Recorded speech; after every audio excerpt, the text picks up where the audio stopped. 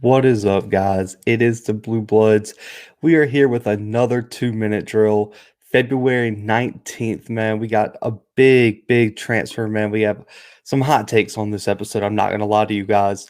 This episode will be out on all podcast streaming platforms because we do not have a normal Blue Bloods episode tomorrow.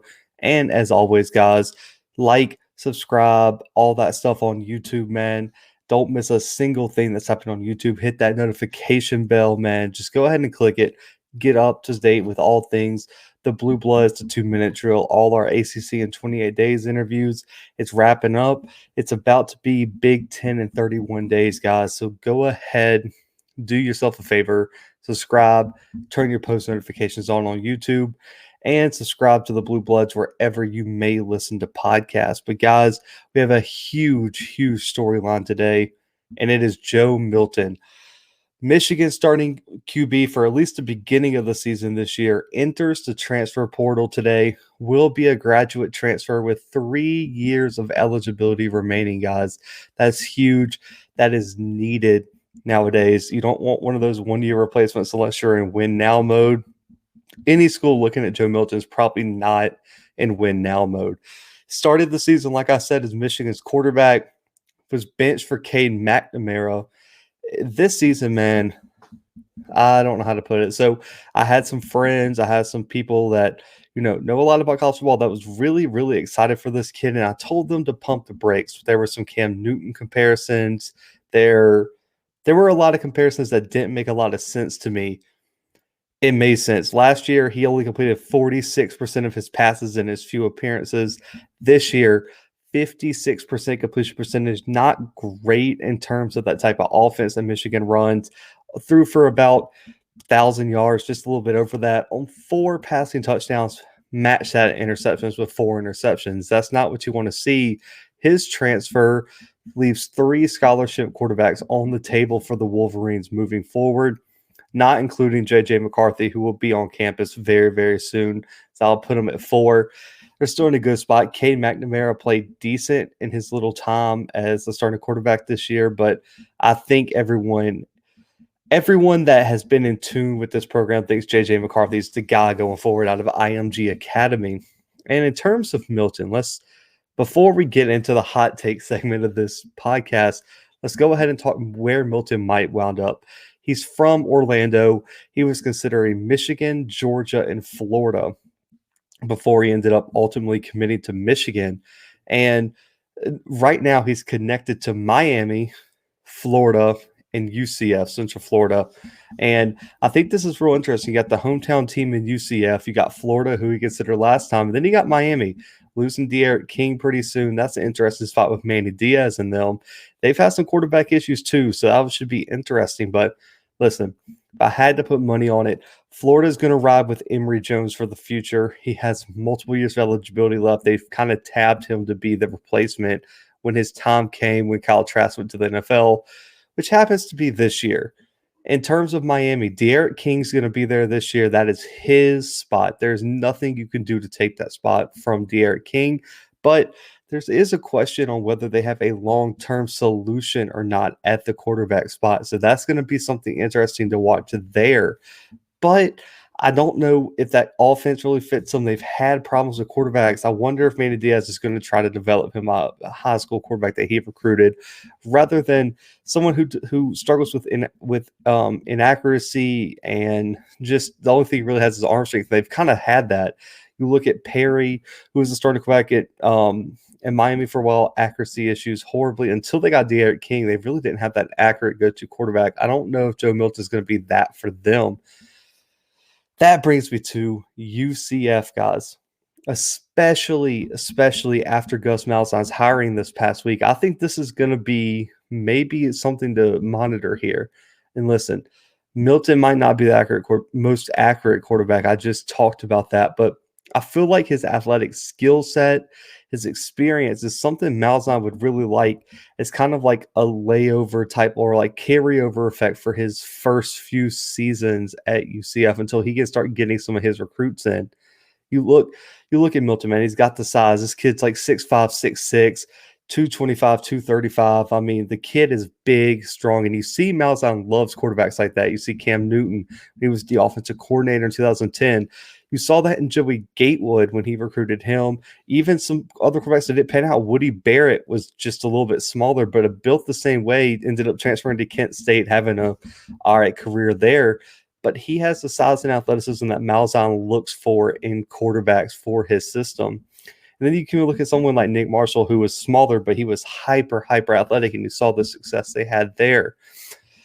I think UCF is the odds-on favorite to land Milton from Michigan, and I really think he's going to be Gus Malzahn's, quarterback, I guess, bridge quarterback into his real reign over that program. And I think you would have to watch for any other Florida school that may need immediate help at quarterback. USF could be an interesting option. Florida Atlantic, they always go after, I guess, pretty big transfers. I mean, FAU has a really good program, and with Jeff Scott is down there with the Florida schools. That's an interesting option. Offensive coordinator, I'm sure this kid might fit a system. So I think UCF, if I had money on it, guys, is going to land Joe Milton. You've also got to watch for Miami, like I said, because they really don't have a long-term option after De'Aaron King right now at that quarterback spot. But this is a 2-minute drill.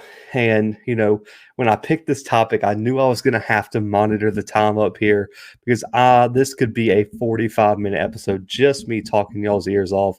And I know that's not what this, I guess, concept is supposed to be. It's supposed to be a short bonus episode for you guys 5 days a week, man. But, I could get carried away here. But I want to shift to the bigger picture, which is Harbaugh and his issue of quarterback development. And yes, I know there's going to be the people that say, what are you even talking about? This is Jim Harbaugh. You hear my co-host Brandon say it all the time. You cannot let go of Harbaugh. You cannot. It's Jim Harbaugh. And I have friends and other analysts say that too. And I'm just not on that train. I think everyone should get fair criticism, just like Nick Saban has all those national championships and success. If he started having quarterback problems like this, he should be able to be criticized too. And this is where I want to get at. Jim Harbaugh at Michigan has only had one quarterback start for his program and not transfer thus far. And that quarterback is currently on the roster in Cade McNamara, who took over for Joe Milton this year. Yes, J.J. McCarthy is now coming in as a 5-star out of IMG.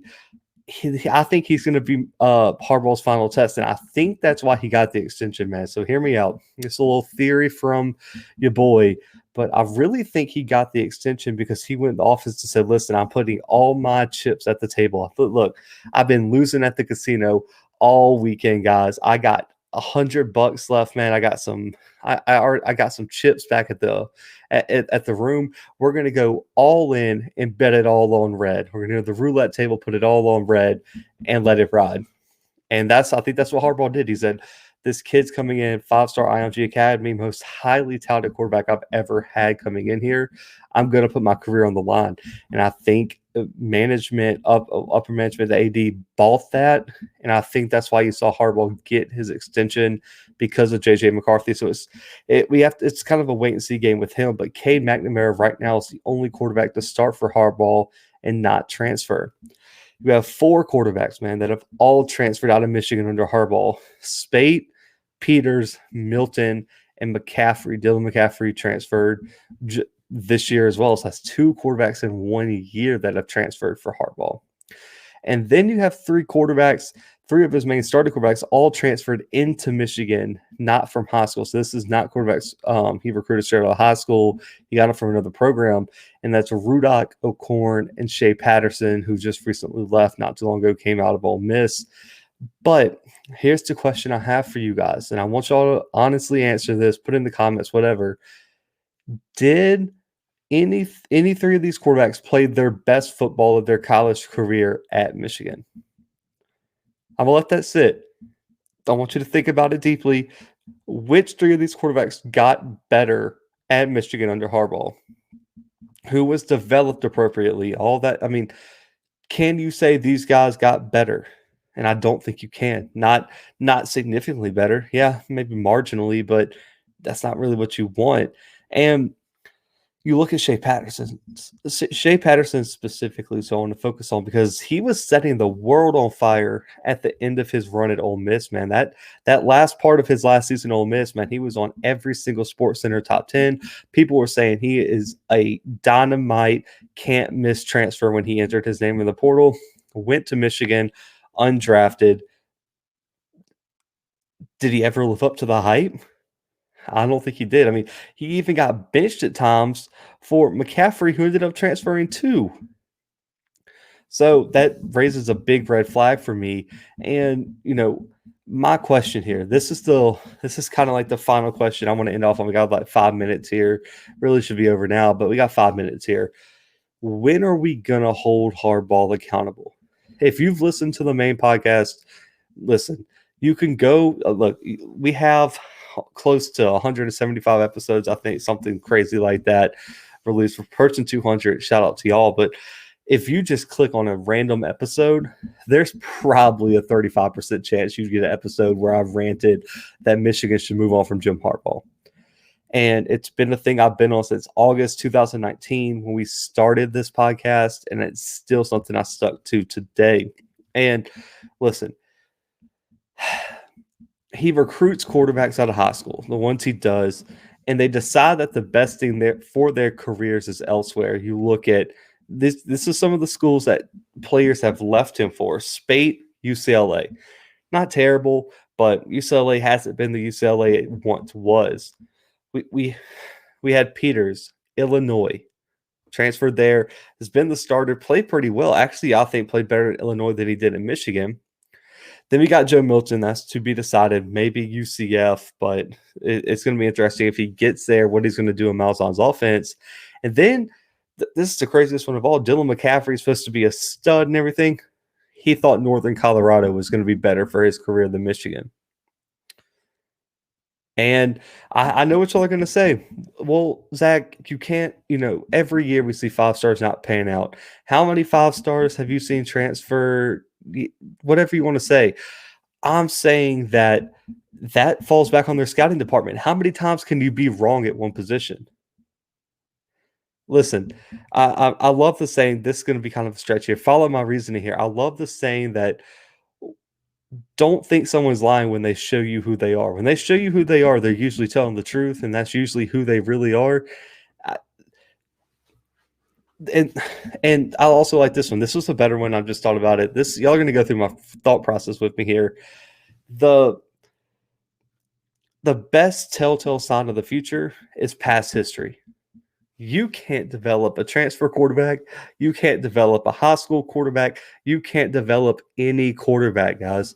And I think that's a problem. When UCLA, Illinois, and Northern Colorado are better options for the quarterbacks in your program, that says a lot about your quarterback development, your scouting, everything like that. And there's a reason why Michigan hasn't beat Ohio State in a long time. There's a reason Michigan hasn't been at the forefront of college football or won a Big Ten championship or won a playoff game or won a national championship in some time. And this is why right here. And when he brings in talented transfers, like I said, they underwhelm.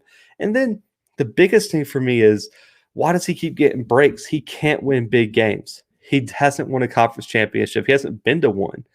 He can't win bowl games. He's 1-4 in bowl games, guys, with 4 straight losses. He won one his very, very first year in Michigan, has lost every single bowl game since. I mean, and this year he went 2-4 and couldn't even get to a bowl game in a year where everyone was eligible. Let that sink in. And, you look at the Ohio State record, 0-5. 0-5. Listen, say what you want about Gus Malzahn, who got ran out of town with pitchforks and lighted torches, whatever you want to say. They kicked him to the curb, drove him all the way to Orlando. They're paying UCF $24 million right now to take Malzahn off Auburn's hands, and he beat Nick Saban multiple times. Not just on a fluke play like the kick six, he came in to Auburn and beat Saban twice. Beat Saban by double digits one year with one of Saban's best teams. That ended up winning the national championship. by the way. That's what Gus Malzahn did with a talent deficit. And you're telling me Jim Harbaugh is just let off the hook because Ohio State's good, and we just saw Bama handle Ohio State like they were nothing in the national championship this year. We're going to give that Jim Harbaugh the break. And outside of the inch game where, say what you want about the measurements, I think it was 16 with JT Barrett, has any of them been close? I mean, when's the last time Michigan and Ohio State played where you felt like it was going to be a good game? Seriously, ask yourself that. And if you can give me a good answer, then we could talk. And they got lucky. They lucked out. This would be a coach that is 0-6 against his biggest rival if he didn't luck out and not have to play them this year. And I'm not buying into the theory that it was a setup and they caught COVID on purpose, whatever. Like that's a crazy rumor or whatever. But to say they didn't get lucky to take that beat down is an understatement, especially after Ryan Day was on a mission and told Harbaugh he was going to put 100 on him. That's what we're talking about here, guys. And, I just want to say I've presented my case here, guys. We talked, at the beginning about Joe Milton transferring, but I just broke it down for Harbaugh, all the QB struggles, and just briefly go listen to some of the episodes where I spent 30 minutes breaking down every single thing, comparing his recruiting classes, comparing his win percentage against schools to coaches who have already been fired, and you can't tell the difference. And I want you to go listen to all that evidence, listen to this evidence, think about it, do some research, and let me know. In the comments, you can reach out to me on social media, Twitter at Zach McKinnell, message to Bluebloods account, it don't matter. Does this sound like a coach who should have got an extension this year? And if you can say yes, I really want to hear your reasoning. And if you say no, then let's just settle this right now that Jim Harbaugh needs to move on from Michigan and that this is a real problem. This isn't just a creative storyline by the media saying that, it's not fabricated. This is a real thing that is a problem for Michigan football. And until this is solved, Michigan football will never be back.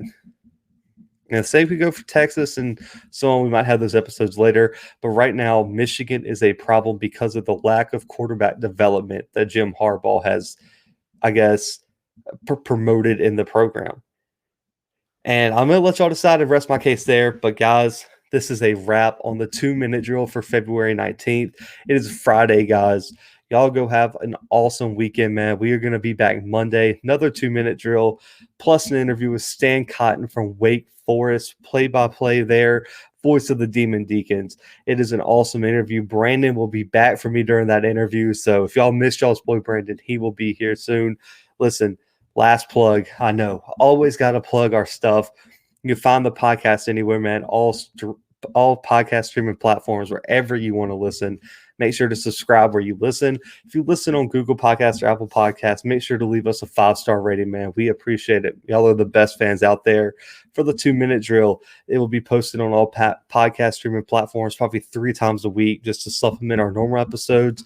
5 days a week on YouTube, guys. So while you're here, subscribe to our YouTube channel, turn on post notifications, like the video, man. It helps us out, helps us get this content out. We want to keep building this Bluebloods family strong. But guys, for right now, we are out.